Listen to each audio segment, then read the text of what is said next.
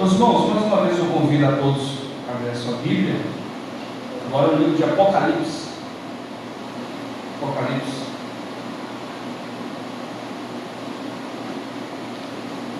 Apocalipse capítulo 4.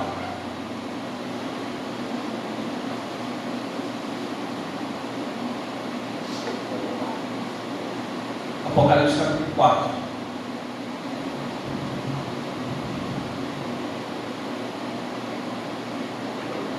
Diz assim a palavra do Senhor, Apocalipse capítulo 4. Depois destas coisas, olhei e eis não somente uma porta aberta no céu, como também a primeira voz que ouvi, como de trombeta, ao falar comigo, dizendo: sobe para aqui e te mostrarei o que deve acontecer depois destas coisas. Imediatamente eu me achei em espírito, e eis armado no céu um trono, e no trono alguém sentado, e esse que se acha sentado é semelhante no aspecto à pedra de jaspe e de sardônio, e ao redor do trono há um arco-íris semelhante no aspecto à esmeralda. Ao redor do trono há também 24 tronos, e assentados neles 24 anciãos, vestidos de branco, em cujas cabeças estão coroas de ouro. Do trono saem relâmpagos, vozes e trovões, e diante do trono arde 7 tochas de fogo, que são os 7 Espíritos de Deus. Adiante do trono, um como que mar de vidro, semelhante ao cristal, e também no meio do trono e à volta do trono, 4 seres viventes, cheios de olhos por diante e por trás. O primeiro ser vivente é semelhante a leão, o segundo semelhante a novilho, o terceiro o rosto como de homem, e o quarto ser vivente é semelhante à águia quando está voando. E os 4 seres viventes, tendo cada um deles respectivamente 6 asas, estão cheios de olhos ao redor e por dentro, não tem descanso, nem de dia nem de noite, proclamando: Santo, Santo, Santo é o Senhor, o Senhor Deus, o Todo-Poderoso, aquele que era, que é e que há de vir. Quando esses seres viventes derem glória, honra e ações de graças ao que se encontra sentado no trono, ao que vive pelos séculos dos séculos, os 24 anciãos prostrar-se-ão diante daquele que se encontra sentado no trono, adorarão o que vive pelos séculos dos séculos, e depositarão as suas coroas diante do trono, proclamando: tu és digno, Senhor e Deus nosso, de receber a glória, a honra, o poder, porque todas as coisas tu criaste, sim, por causa da tua vontade, vieram a existir e foram criadas. Senhor nosso Deus, eterno Pai, mais uma vez nós voltamos nossos olhares para a tua palavra e clamamos ao Senhor para que o nosso entendimento esteja também no mesmo propósito, voltado para a tua palavra, para que a revelação de hoje, a profecia de hoje, a ministração da tua palavra venha alimentar a minha vida. Venha, ó Deus, falar no meu coração, que eu possa sair daqui, ó Pai, revitalizado, renovado, revigorado, fortalecido mediante a tua palavra de hoje, em nome de Jesus, ó Pai. Perdoa os meus pecados, minhas falhas, reconheço a minha pecaminosidade, ó Deus, e clamo ao Senhor: tenha misericórdia de mim. Continua, Deus, a usar teu servo como instrumento em tuas mãos. Em nome de Jesus, assim nós oramos. Amém. Queridos irmãos, bem verdade que nós estamos aí vivendo um contexto onde qual há muita opinião e pouca ação. Se tem muitos que falam e poucos que agem, ou seja, vira um caos. E nós estamos falando de política, e está muito complicado toda essa situação, o contexto no qual nós estamos vivendo, e está assim, pessoas falam assim, está muito sombrio, tem outros que falam assim, está muito esquisito. Estudando a palavra do Senhor e clamando ao Senhor, Deus, qual palavra eu trazer? No momento que nós estamos voltando só nas eleições, e nós vemos muito cristão afinco com relação a essa questão. Qual palavra que acalenta nosso coração e nos encoraja a permanecer firme? E eu, orando ao Senhor, estudando alguns outros livros aqui, eu me deparei com essa mensagem do Apocalipse capítulo 4. E eu me lembrei da mensagem do reverendo William, naquele estudo sobre o Apocalipse que nós tivemos. E eu falei, essa daqui falou no meu coração. E estudando ela, queridos irmãos, eu vi o meu coração, a chama da esperança acender ou revitalizar. Porque em meio de todo esse caos, essa confusão, uma coisa nós precisamos ter certeza em nossos olhos voltados para o Senhor, porque muito em breve tudo isso vai passar. E aqueles que estão no Senhor, aqueles que entregaram sua vida ao Senhor, aqueles que confessaram os seus pecados, se arrependeram e Deus assim perdoou, muito em breve não vai estar mais aqui. E para onde vão? Qual é o lugar de habitação desse povo? No capítulo 4 de Apocalipse nos apresenta esse lugar. Queridos irmãos, nós estamos diante de um texto o qual tem como autor o apóstolo João, um dos seguidores de Jesus, e ele vive um período muito também conturbado, politicamente falando, porque ele está no período ali Domiciano. Ele está no período ali onde que esse camarada, ele está no período ali que esse camarada, ele se intitula Deus. Ou seja, uma vez intitulando Deus, a adoração precisava ser para ele. E existia muita perseguição naquele período, naquele momento, porque os cristãos verdadeiros, lavados e redimidos pelo sangue do Cordeiro, falaram: não, você não é o Deus, e nós não vamos prestar conta a você. Então ele ali fez uma perseguição aos cristãos. Por isso que aí no capítulo, volte as páginas só aqui, por favor. No capítulo 1, versículo 9. Capítulo 1, versículo 9.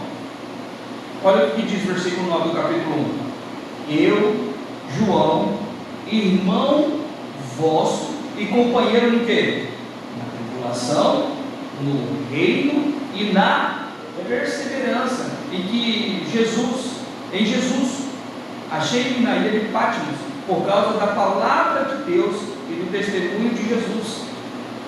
Então perceba, queridos irmãos, ele fala assim: meus irmãos, eu estou aqui por causa do nome de Jesus, por pregar Jesus como nosso Salvador. E ele fala assim: vocês são meu companheiro. Meus irmãos, o que desperta atenção em mim é que esse texto tem semelhanças, características, semelhanças com o texto. Agora, deixa eu marcar, abra sua Bíblia no livro de Êxodo 19. Êxodo 19.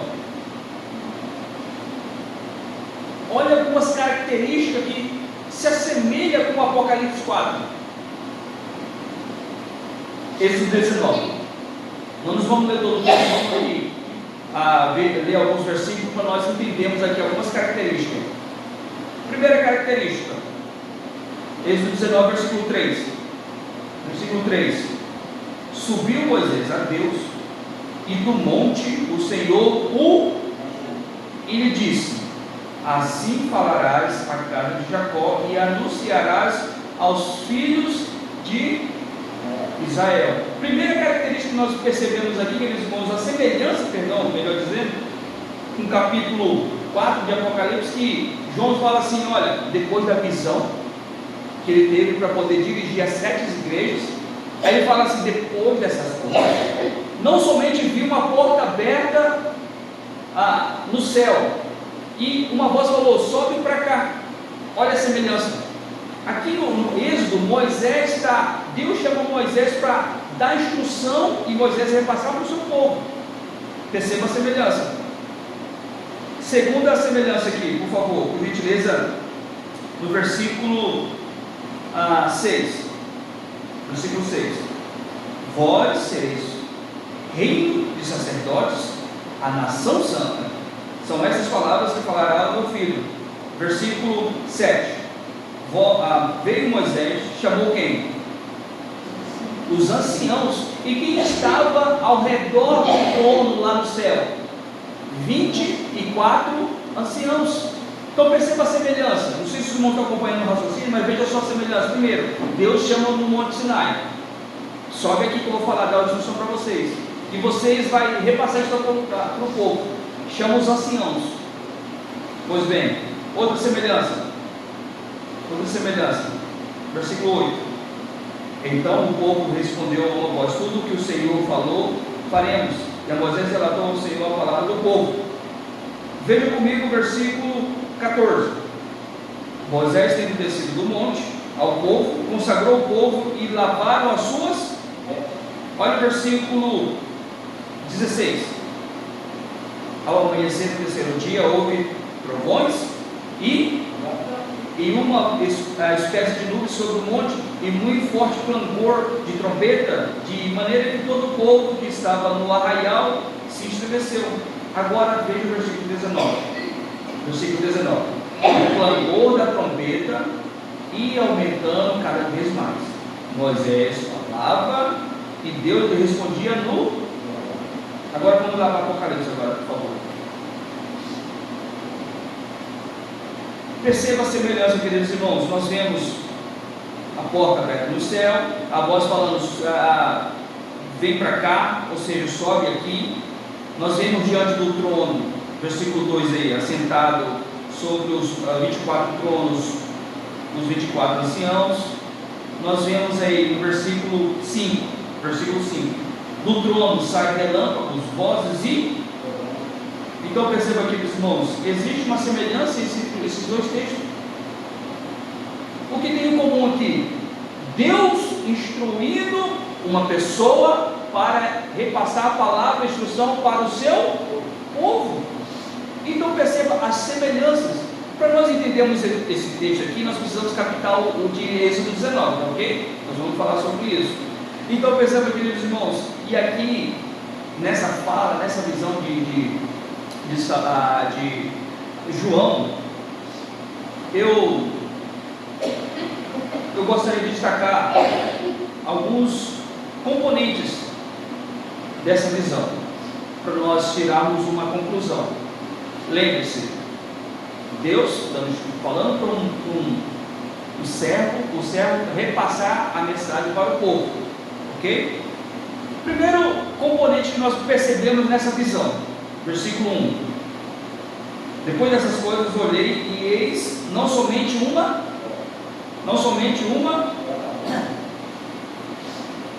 Queridos irmãos, o primeiro componente que eu percebi aqui nessa lição, nessa leitura desse texto aqui, porta aberta. Quando fala porta aberta, os irmãos lembram de algo? Porta aberta, lembra de algo? Quem falou que era porta? Jesus. É interessante, queridos irmãos, essa porta é muito significativa para nós. Soa em nossos ouvidos essa questão de salvação. Porque Jesus, ele fala assim: eu sou a porta das ovelhas. É interessante que em Êxodo, capítulo 12, quando ele vai fazer a primeira festa, o povo vai fazer a primeira festa da Páscoa, e tem a instrução de Deus, fala assim: olha, vocês vão matar um animal, um novilho, E do sangue do novilho, do animal, vocês vão colocar na onde? Passar nos umbrais da porta. Perceba, aqueles irmãos, porta. Deuteronômio, capítulo 6, quando também Deus instruindo o seu povo com Moisés, aí fala assim: olha, essas palavras que eu falo para vocês, e vocês têm que cumprir e obedecê-las, e vocês têm que colocar na cabeça dos seus filhos. E no versículo 9 ele vai falar assim: essas palavras vocês vão escrever nos umbrais da porta. Porta. Ok? Muito bem. Jesus, como nós falamos, ele se declara: eu sou a porta das ovelhas. Entretanto, Jesus fala assim: essa porta é estreita. Tem uma frase que outro dia eu estava lendo e achei interessante, que diz assim: a porta não passou por reforma, aí ela continua estreita do jeitinho que Jesus falou, disse. Então, o sentido aqui, a ideia é o que? Olha, a caminhada é difícil, as lutas são grandes, as provações são demais, por isso que a porta não passou por reforma, a porta ainda continua estreita. Queridos irmãos, é interessante que essa palavra, a porta, Jesus é a porta é estreita, soa para nós, para mim e para você, que conhecemos a palavra, conhecemos o Evangelho, nós conhecemos quem é a porta, nós entendemos e cremos nisso. O acesso ao céu só existe um lugar para nós passarmos, e é por onde? Pela porta. E quem é a porta? Jesus. Então perceba, queridos irmãos, essa palavra, porta e porta aberta, que dá acesso ao céu, e Jesus fala assim, João 14,6: eu sou o caminho, a verdade e a vida, ninguém vem ao Pai senão. E aí nós concluímos, queridos irmãos, o acesso para o céu, o nosso lar celestial, ainda continua sendo a porta. Exclusivamente esse acesso é Jesus. Não existe atalho. Jesus continua sendo a porta. Jesus continua ainda sendo o acesso ao céu. É interessante que esse componente da visão de João desperta a confiança, ainda mais a convicção. Eu não estou no caminho errado, eu não estou num atalho, eu estou no caminho certo. Porque no momento que eu vejo que o mundo, nós temos guerra, nós temos conflito politicamente falando, nós temos cristão, quer dizer, dito crente, dando mau testemunho, pastores, aí desperta em mim, opa, a porta continua ainda sendo da mesma forma que Jesus falou, estreita, porque poucos passarão por ela. Queridos irmãos, isso me traz alegria no coração. Quando estava lendo esse Apocalipse capítulo 4, e quando João fala assim, depois dessas coisas, depois que foi relatado a mim o que escrever para as 7 igrejas, então eu vejo não só a porta aberta, mas uma voz que falou para mim: sobe para cá, ou vem aqui, ou vem até mim. Queridos irmãos, logo muito em breve, eu e você vamos ouvir do Pai: vinde bendito, meu Pai. Quem não quer ouvir essa voz? Já pensou, queridos irmãos, nós chegarmos diante da porta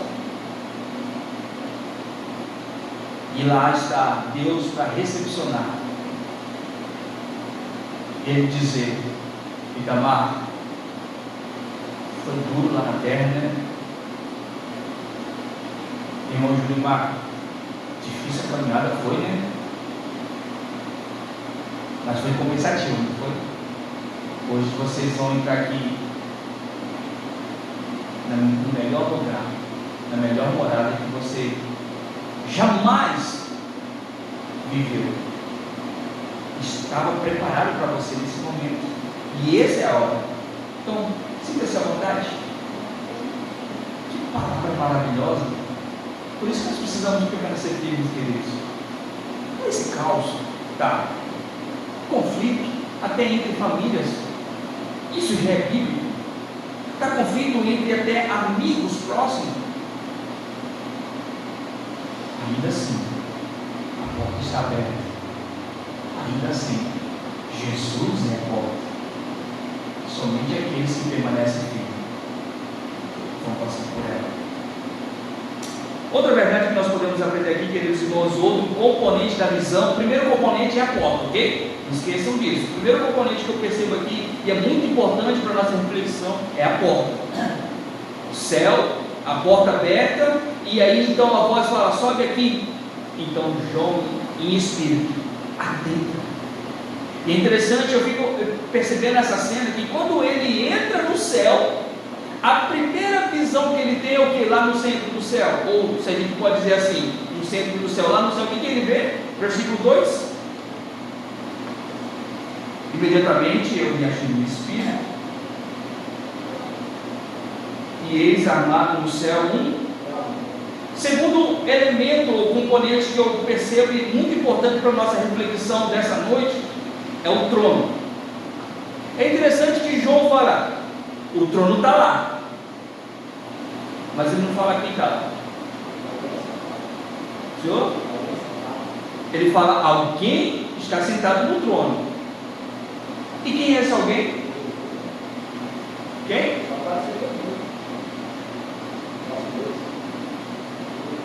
Quando os 4 seres viventes vão cantar, ele fala assim, versículo 8, olha lá: santo, santo, santo é o Senhor, o Todo-Poderoso. É interessante que João não fala isso. Quando ele tem a primeira vista, o primeiro momento ele fala: tem alguém sentado lá, mas não fala quem é. Só que ele dá umas características, é uma espécie, parece, de enigma, para nós chegar no consenso: não, esse é o Deus.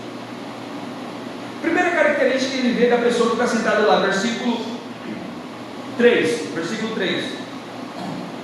E esse que se acha sentado é semelhante no aspecto de que primeiro vai falar da pedra de jaspe, depois vai falar do sardônio, e ao redor do trono há um arco-íris semelhante no aspecto da esmeralda. Agora, queridos irmãos, é interessante que o análise, o complemento e o estudo do pastor reverendo William, ele traz o aspecto das pedras, correto? Cada um tem seu valor, tem seu significado, é válido. Entretanto, eu estudando esse texto, eu me deparei com Êxodo 28. Êxodo 28 é aquele momento que Arão e seus filhos vão ser ordenados sacerdote. E quem era o sacerdote naquele tempo do Velho Testamento, no ritual todo? Ele era o líder máximo, ou seja, ele era o intercessor do sacrifício entre o povo e Deus. É interessante que quando naquele momento de consagrá-los, se assim a gente pode dizer, em sacerdote, tem todo um procedimento. E o primeiro procedimento que vai narrar lá, Êxodo 28, depois o irmão pode ver em casa, ler em casa, ele vai preparar a sua roupa. E na roupa deles, Êxodo capítulo 28, versículo 2, depois 4, 17 ao 21, vai trazer os detalhes dessa roupa. E um desses detalhes é jaspe, a pedra de jaspe. Outro, lá está sardônio, sárdio, lá está sárdio, não é sardônio. E depois vai falar de esmeralda, dentre outros, alguns outros elementos na roupa, na estola sacerdotal dele. Conclui-se, vamos levar nesse princípio de raciocínio. Se o sacerdote é o líder máximo, ou seja, aquele que tem autoridade para interceder entre o povo e Deus, então eu concluo que essas pedras, além de ser preciosas, aquele que está sentado no trono é majestoso na sua glória, mas também aquele que está sentado no trono tem autoridade, tem poder, levando-se em consideração que essas pedras estavam na estola sacerdotal do sacerdote. Então eu concluo, eu estou pegando o Êxodo, as características da roupa e colocando aqui, eu entendo que quem está sentado no trono tinha plena autoridade sobre todos, principalmente sobre o povo, e tem poder. Mas outra característica para nós ter um raciocínio também mais adiante, veja só versículo 5: do trono saem o que? Relâmpagos, vozes e Êxodo 19 que nós lemos, Deus falava, ou Moisés falava, Deus respondia por meio de trovões. Queridos irmãos, Deus chamou Moisés para dar instrução para o seu povo, correto? João teve uma visão, e dessa visão escreveu as 7 cartas para as 7 igrejas, correto? Conclui-se então que quem está sentado no trono tem o poder de governar tudo e todos. Só que João não fala assim, Deus está lá, Deus tem autoridade, Deus governa, mas ele joga essas características justamente para nós examinarmos a Escritura. É interessante essa questão, porque, como o reverendo William falou, são espécies de códigos para que, ao ler, e as pessoas tinham um entendimento da Torá, Pentateuco, 5 livros, então ele, eu sei o que ele está falando. O sacerdote era uma espécie de autoridade do povo. Ele falava como um trovão, e trovão, quando falava, dava aquele certo de respeito, reverência para aquela voz, como trovão, ou seja, e dava instrução, ou seja, governava tudo e todos. Mas ele dá outra característica, queridos irmãos. Ele dá outra característica. Veja aí comigo o versículo 4. Versículo 4. Ao redor do trono há também 24 tronos, e assentado neles 24.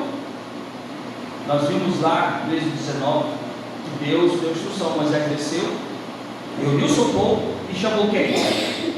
Os anciãos. Aí eu pego a mesma linha de raciocínio que o reverendo William disse. Esses 24 anciões, 12 são as 12 tribos de Israel. Depois o irmãos pode ler Êxodo capítulo 28, versículo 21, e compara com o Gênesis 41, vai falar isso. 12 são as 12 tribos, e mais 12 que são os 12 do Novo Testamento dos apóstolos. Então 12 fica 24 nações. Então conclui-se, no trono tem aquele que está sentado com autoridade, tem governabilidade. Os que estão em volta são aqueles que têm prestígio, aqueles que governaram o povo de Deus no Antigo Testamento. As 12 tribos que foi escolhido por Deus caminhou com o povo de Deus, era o povo de Deus. No Novo Testamento, os apóstolos governou o povo de Deus, escolheu o povo de Deus. Por isso mesmo, Atos capítulo 42 fala assim: perseveravam na doutrina dos apóstolos. Queridos irmãos, eu concluo dizendo que nesse aspecto aqui das características, que quem estava sentado no trono, que ele é que tem autoridade, quem estava no trono sentado, governa. Mas quem está em volta do trono são aqueles que governaram, caminharam com o povo de Deus, que tem prestígio. É interessante, queridos irmãos, que na frente, adiante do trono, existem os 4 seres viventes. E aí eu também concordo, pela pesquisa que nós fizemos aqui, o raciocínio do pastor William. cada animal representado por esses 4 seres viventes. Primeiro tem, veja aí o versículo 7. O primeiro ser vivente é semelhante a quem? Os irmãos lembram o raciocínio lá que o pastor William trouxe? O leão é rei dos animais. Depois ele fala aqui, continuando, o segundo é semelhante ao novilho. Novilho é a questão do animal doméstico, né, domesticado, correto? O boi. E o terceiro, o rosto do homem, ou seja, a perfeição da criação, que é o homem por si só, né? Tem domínio sobre os animais. E o outro, por fim, como ser vivente semelhante à águia quando está voando. E aí a águia tem o aspecto de ser a raiz, a gente pode dizer, das aves, né? Eu vou também nessa linha de raciocínio, porque coroa a criação de Deus. Sabe por quê? Porque esses 4 seres viventes, o que eles faziam? No versículo 8, eles adoravam: Santo, Santo, Santo é o Senhor Deus Todo-Poderoso. Então conclui-se, queridos irmãos, quem está sentado tem autoridade, governa tudo e todos. Quem está ao redor são aqueles que foram prestigiados, ou seja, é interessante que eles estão coroa de ouro na cabeça. Somente os 24 anciãos, os seres viventes não têm. Os seres viventes adoravam o Senhor. Meus irmãos, o que eu aprendo aqui é justamente isso. Quem está sentado no trono tem autoridade. Quem está sentado no trono governa sobre tudo e todos. Quem está ao redor do trono, aqueles que governaram o seu povo, o povo de Deus, perdão, que tem prestígio, coroa na cabeça. E aqueles que estão adiante do povo, aqueles que estão na frente do trono, perdão, adoravam ao Senhor, rendiam louvores a Deus, diante do que está sentado no trono. E por fim, queridos, outro elemento que me desperta a atenção. Qual é o primeiro elemento? Porta. O segundo elemento? Trono. E o terceiro elemento? Versículo, veja comigo, queridos irmãos, versículo 4. Ao redor do trono há também 24 tronos, assentados neles 24 anciãos vestidos de branco, em cujas cabeças estão o quê? Coroa de ouro. Esse elemento é muito significativo. Esse elemento, ele desperta em nós aquela questão: puxa vida, quem usa coroa? Quem usa coroa? Rei. O rei está no trono porque ele teve mérito para isso. Mas nesse tempo de Roma, e o pastor William deixou muito claro lá, eles tinham as suas competições, e o vitorioso ganhava a coroa. Queridos irmãos, é interessante que Arão e seus filhos, quando foram ordenados, assim a gente pode dizer, a sacerdote, eles receberam uma coroa também. Mas essa coroa me desperta a atenção porque aqui no versículo 4 fala que estava na cabeça. Agora olha comigo o versículo 10. Os 24 anciãos prostração diante daquele que se encontra sentado no trono, adorarão o que vive pelo século dos séculos, e o farão o quê? Depositarão as suas coroas diante do trono. Olha só, a coroa que estava na cabeça agora vai colocar diante do trono. Conclui-se que aqueles que tinham prestígio estavam ao redor do trono, entendem que aquele que está no trono sentado bem maior do que eles.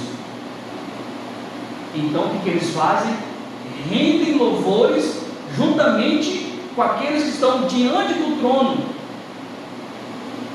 Queridos irmãos, isso é interessante porque me leva a entender e concluir aquele que está no trono, aquele que está sentado no trono, que tem autoridade, governa sobre tudo e todos. Eu e você somos submissos. Imagine os anciões, os 24 anciões com prestígio ao redor, coroa na cabeça, e quando vê aquele povo cantando, os 4 seres viventes, ou seja, aquelas figuras, tudo representando ali uma hierarquia, e adorando o Senhor, e aqueles que tinham prestígio, pega a coroa e coloca diante do trono, eu entendo que eles estavam se submetendo àquele que tem autoridade maior, tem poder maior. Queridos irmãos, é muito interessante que nos faz raciocinar o porquê João, no capítulo 3,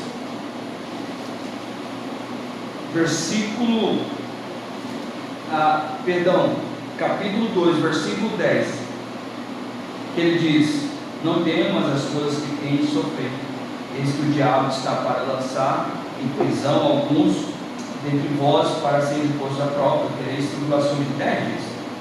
Ser fiel até a morte, dar-te-ei a coroa. Queridos irmãos, nós recebemos a coroa, nós temos a coroa. É interessante que essa coroa não significa autoridade suprema. Somos vitoriosos em Cristo Jesus, mas precisamos entender: aquele que nos deu a coroa, ele é bem maior do que nós, e nós precisamos ser submissos à sua autoridade. Queridos, Tiago, na mesma linha de raciocínio, vai falar que bem-aventurado o homem que suporta com perseverança a aprovação, porque depois de ser aprovado receberá a coroa da vida, a qual o Senhor prometeu. Paulo, ele tem a mesma convicção, próximo ali de sua morte. Ele diz a Timóteo: já agora a coroa da justiça me está guardada, a qual o Senhor, o reto juiz, me dará naquele dia, e não somente a mim, mas a todos quantos amam a sua vida, o qual o Senhor prometeu aos que o amam. Queridos irmãos, ainda que eu tenha uma coroa, ainda que eu receba a coroa, ainda que essa coroa é garantia do vencedor, um prêmio do vencedor, não me dá direito de ser superior que Deus, não me dá direito de ser maior do que Deus. Muito pelo contrário, dá toda a honra, toda a glória àquele que me deu a coroa, aquele que está sentado no trono, que tem a autoridade sobre tudo e todos, que governa sobre tudo e todos. Concluo, irmãos, concluo com louvor, dos 4 seres viventes. Versículo 8. Veja aí, versículo 8: Santo, Santo, Santo é o Senhor, o Todo-Poderoso, aquele que era, que é e que há de vir. Concluo com o louvor dos 24 anciãos. Versículo 11: Tu és digno, Senhor e Deus nosso, de receber a glória, a honra, o poder, porque todas as coisas tu criaste. Sim, por causa da tua vontade vieram a existir e foram criados. Queridos irmãos, tudo que nós estamos vivendo agora, nossos olhos estão presenciando.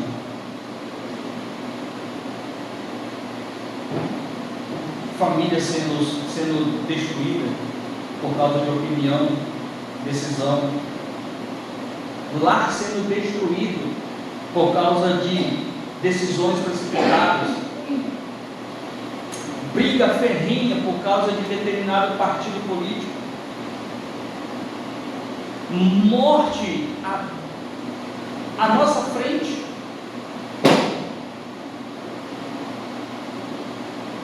Ainda assim nós precisamos nos lembrar que a porta está aberta.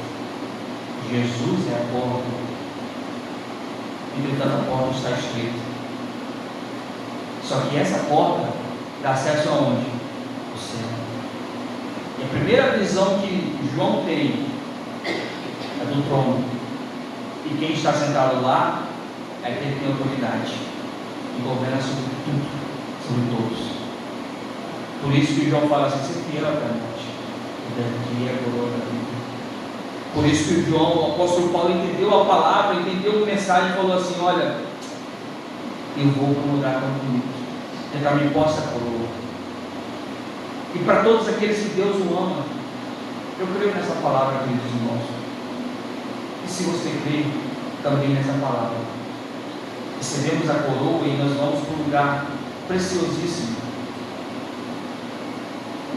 Continuamos firmes, continuamos perseverantes, não desistamos, porque o lugar está lá, preparado para cada um de nós. Deus, mediante essa palavra, traga firme convicção para você, querido irmão, querida irmã. Se tudo está difícil, algo está entristecendo o seu coração, lembre-se que o trono está no céu e assentado no trono está aquele que governa e tem autoridade, principalmente sobre a sua vida. E aí Ele te deu a coroa da vida eterna.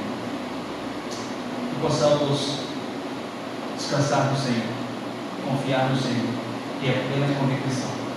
Logo em breve, eu e você vamos estar diante do trono, cantando: Santo, Santo, Santo, Senhor, Deus Todo-Poderoso. Amém? Vamos orar, vamos colocar de pé para nós orarmos. Senhor nosso Deus, eterno Pai, essas verdades expressas na Tua palavra, a visão do apóstolo João, e esses elementos que ele apresenta para nós,